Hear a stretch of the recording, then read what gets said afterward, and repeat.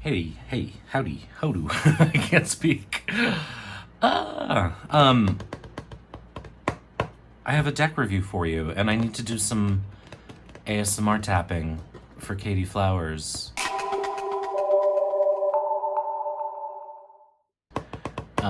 If you did not see her video parody of unboxings, I suggest you do that because it tickled me. So let me take as long as I can to get to the cards.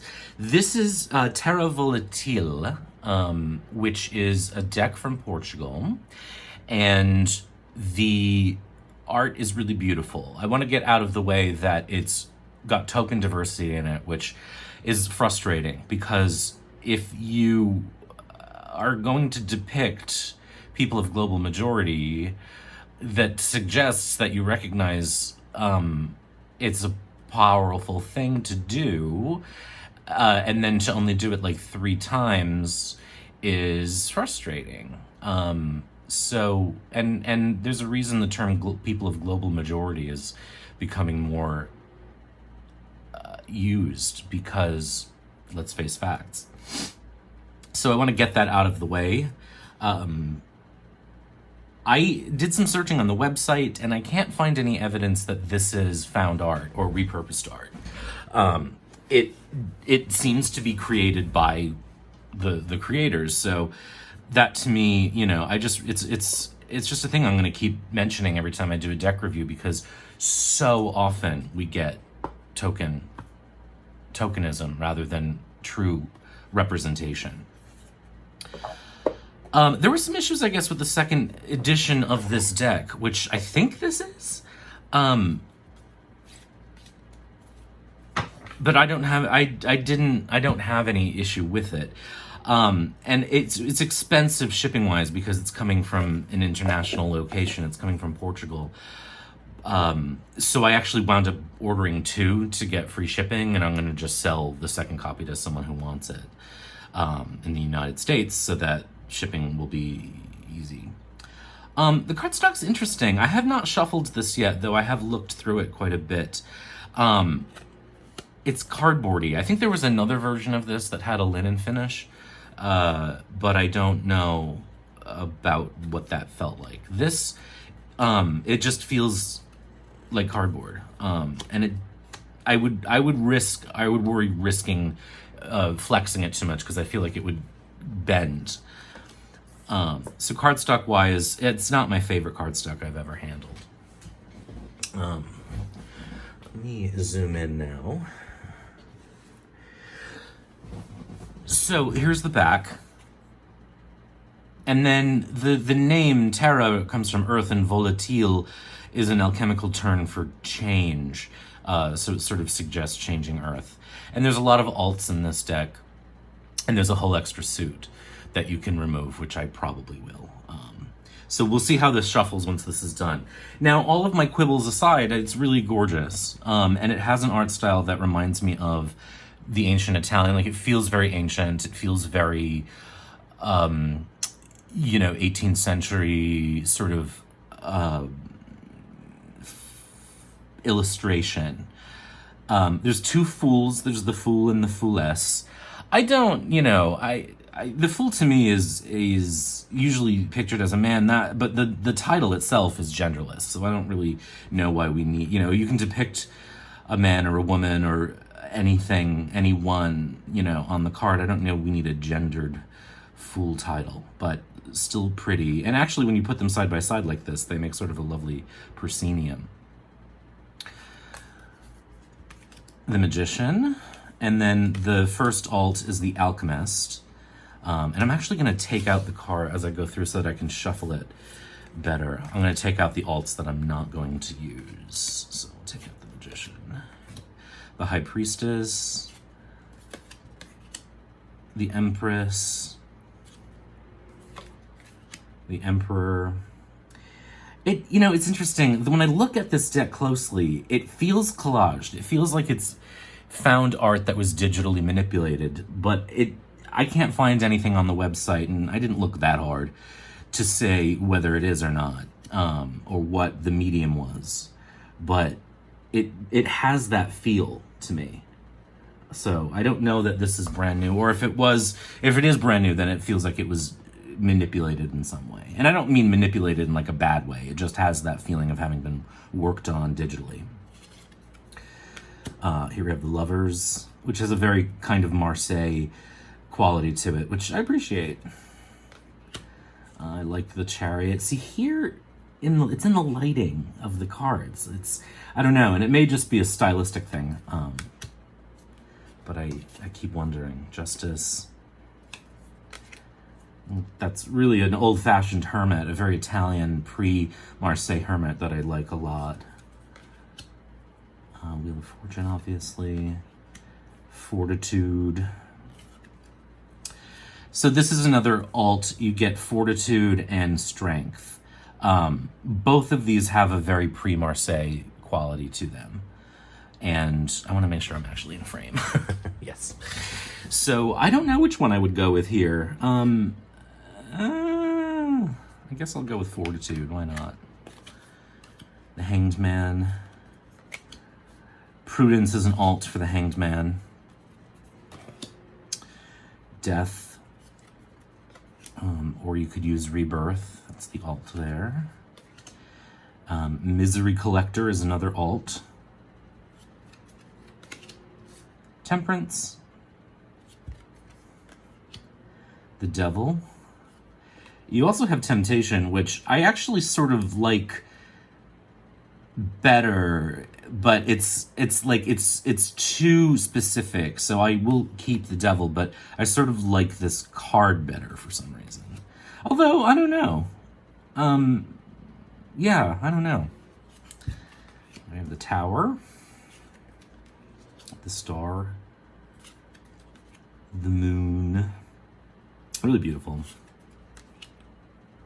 It does feel like sort of even Renaissance illustration.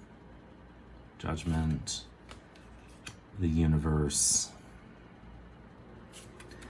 And now we get into the suits. As I mentioned, there are 5 suits in this particular deck. There is a 5th suit called Vessels.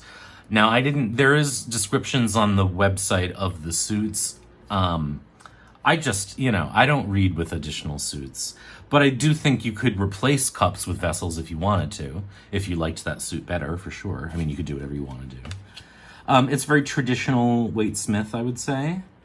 We're 24 cards, and we have our first non-white face.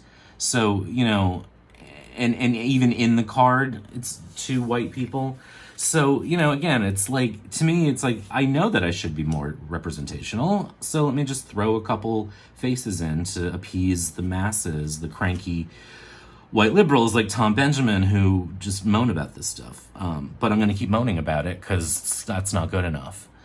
And as this deck comes from Portugal, Portugal is a company that for sure has to deal with its colonialism.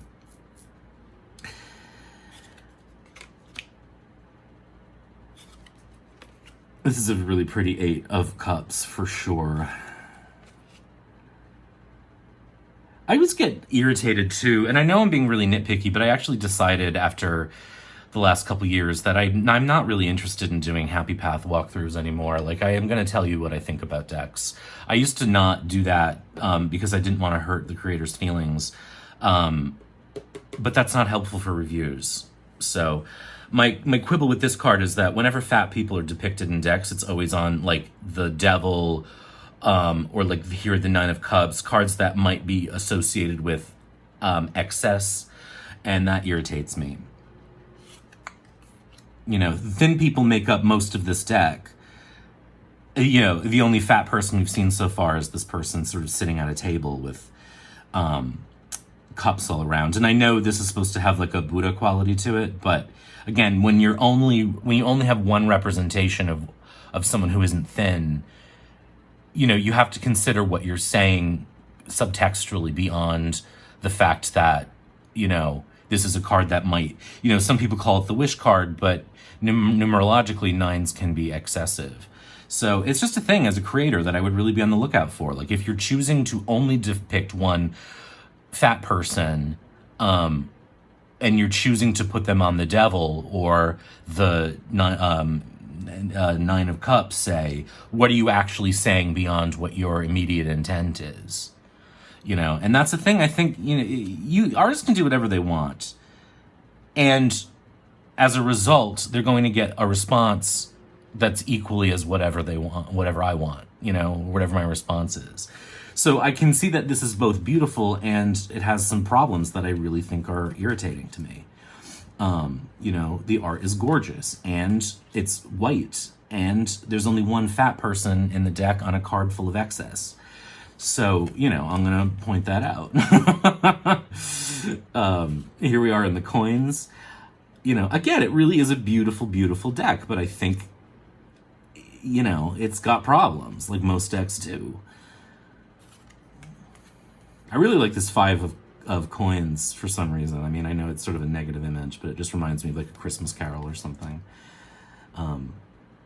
This is a card that always speaks to me of, it just reminds me of like tech giants, tech billionaires, making big donations to solve problems they caused. So I think we have 2 7. Yeah, we do. We have 2 7s of coins. Interesting choices here. I actually really like this because 7s have an introspective quality to me. And there's something very kind of like coming out from the inside, even though this is really a tree growing from apparently a dead body. I'm not sure which one I prefer.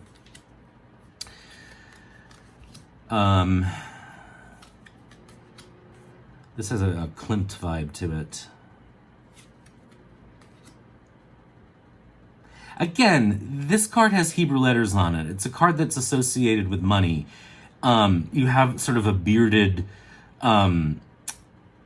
rabbi-looking character. And I know, again, spiritually, we have the Tree of Life depicted. The Tree of Life is Jewish. And at the same time, what are you showing beyond what you're showing?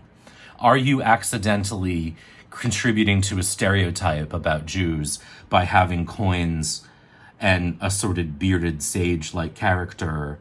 You know what I mean? Like there's problems within an image that might on the surface seem like, oh, it's just an old man and some coins. It's the Tree of Life. It's Kabbalah. Tarot is supposed to be Kabbalah. We can't untangle the fact that the Christian appropriation of Kabbalah from Jews comes with a long history of spiritual colonialism and a reality that a lot of the people who practiced Christian Kabbalah were anti-Semitic. And some of the main voices claimed that Jews stole Kabbalah from Christians. You know what I mean? Like, you can't escape the history and just slap the Tree of Life on a card with some stereotypical images and say, oh, this is fine, and not say, hey, there might be something really problematic under the surface of this image. We have to, as creators, we have to think beyond our impression, and someone may say, well, that there wasn't their intent. Well, intent doesn't matter to the person who's seeing an offensive image of themselves or who's sensing a subtext within the deck or within a card that is harmful and has a history associated with it. Like, just because you don't know the history doesn't mean that there's not an impact to it, and I think that as creators, yeah, you can do whatever you want, but you also are going to get a reaction. The Four of Pentacles in the Dark Mansion Tarot, stereotypical image, really problematic, and it can make a deck unusable to a reader. You know what I mean? Like, I don't think the more I look at this deck, I would actually pull it out for a client because I don't want to subject them to an image that might inadvertently make them feel hurt. No matter how beautiful the deck is. It's just a reality, there's a choice between 3 of Swords here. I'm not wild about this one, TBH. I really love this 4. That's really beautiful. 5, this has sort of a Hermes quality to it. It sucks, too, when there's a deck that I think has problems, that is beautiful, because it's like, I really don't see myself pulling this out to use it with clients, or really at all now, because I can't see past, this is beautiful, I can't see past the subtext in the images, it just is what it is to me now. It's a very violent page of swords here. There's a head on the ground, but it does have sort of a David and Goliath quality to it.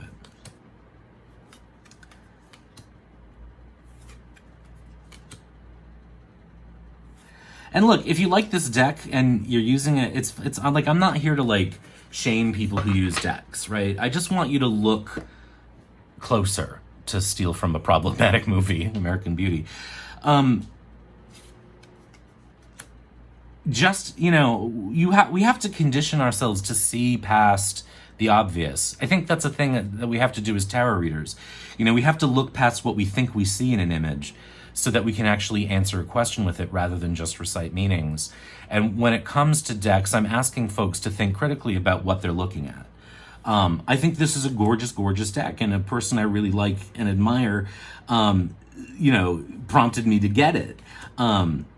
Here again, like, we have a depiction of people of color in kind of a stereotypical setting. Not to say that people don't live this way, but like the only depictions of people of color show this sort of very 18th century kind of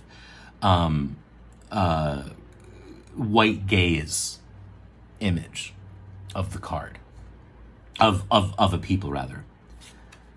And that's another thing, is white gaze, cis gaze, straight gaze. Straight gaze sounds hilarious, doesn't it? Queen Osset talks about, for example, I think it's the Ten of Swords in the Urban Tarot, and how it's very clearly a person in prison, and it's a black body, a black man in the image, and she's like, this is how people see us. And the intent of the creator, I'm sure, is to depict the harm inflicted on black men by society. But when that's the only depiction in the deck, what a receiver of that image experiences is different than the experience of, and that's a non-binary, I believe, creator, you know what I mean? But white gaze blinds us to the nuance of how people exist in the world, you know what I mean? And how we see each other. And so, it's hard as a creator now. You do have to be thoughtful if you don't want to get criticized for this stuff. But the other response is like, the response is often like, well, I didn't mean that, and you're misreading my intention. No. The response is not that. The response is, oh, wow, I didn't think of that. Thank you for telling me that. We have to start to get used to doing that. Perception equals reality. It's a shitty thing, but this is such a strange card.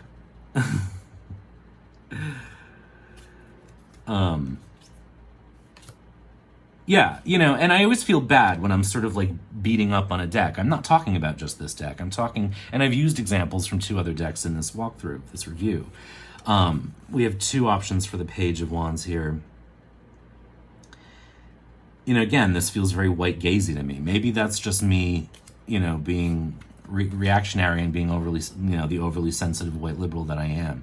And it could also be the reality, I guess it's a challenge that I'm trying to throw out to folks, is not to say, oh, okay, I didn't mean it, it's fine. So now we get into vessels. So this is the extra suit, which I'm not going to use. There are descriptions, like guidebook descriptions, on the webpage.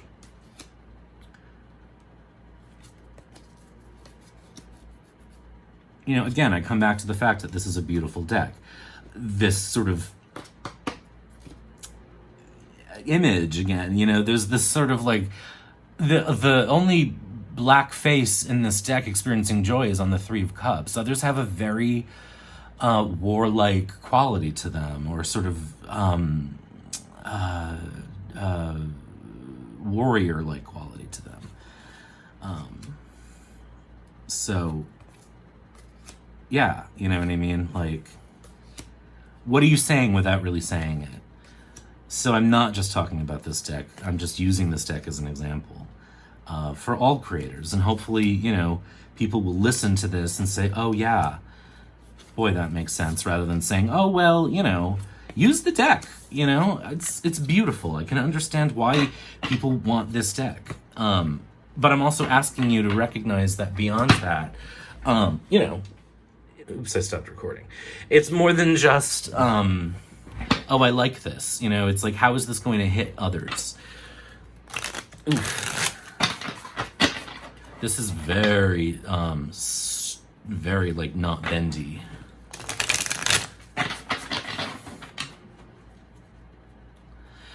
And again, like, a friend told me about this deck, and I went and got it. I knew what I was getting into when I saw it. All the pictures of the cards are online. So, in a way, it's sort of like a bait and switch of a review, except that it's a conversation that needs to happen, and hopefully, it's training folks' eyes to look deeper. I wish there were alts for those cards that I find problematic. But I'm also, again, like, this is I can't separate politics from my life as a reader, and I can't, as a reader, not think about the person on the other end of the camera who sees what I do for them, and is impacted by it in some way, and maybe most folks won't notice that stuff, but I would notice. So this isn't like, well, I guess what I'm trying to say is, like, I'm not shaming you for liking this deck if you like it. Again, a friend recommended it. I didn't even recommend it. They just told me that they liked it, and I went and sought it out. I wanted to see it up close. I wanted to see if my impressions of it online were as similar to what I experienced in person. My reaction actually was very different in person, which sometimes happens. I liked it more looking at it on the computer. I didn't quite notice the problems with it that I noticed when I sat down and looked at it more closely. I don't love this cardstock. I'm going to be honest with you. It's not a comfortable shuffle. It's sort of, it's clumpy, is the only word I can think of. It overhands fine. But I don't love the shuffle on it. It's here's our 10. It's beautiful artwork. I think when I look at the images now, though, I can't see past some probably unintentional subtext. Maybe even some well-intentioned subtext to say, oh, I am being representational. I am being diverse, as a creator. We can't escape the history of the world, though, So I think this is, for me as a reader, this is a pass. Despite its beauty, but what I want more than you to get this deck or not is to think critically about what's underneath the image you're seeing on the surface, and to, if you're a creator, consider what a subtext to an image might suggest, and that, if you subject yourself to scrutiny prior to publishing, you might, and it's not, you can't please everyone, and communities are not monoliths. Do you know what I mean? So you might find, a Jewish person who thinks that 10 of coins is beautiful, and not problematic at all. And you may find another who finds it really problematic. You kind of have to, at that point, make a judgment call and then stand behind it. But I would recommend getting, multiple opinions on something if you're attempting to depict someone from outside your experience, which you should do. You are changed and broadened by that experience. When you tokenize, or when you do it poorly or thoughtlessly, it hurts the people you're trying to include. So again, this is a conversation that's both a review of this deck and a larger conversation about the depiction in tarot. So that's the Terra Volatile. And I hope that this was probably going to get some dislikes on this one. you know, but oh well, that's how the cookie crumbles. That's what you have to do as a content creator too, right? You put your stuff out there, every action has an equal opposite reaction. So take care, be good, talk soon.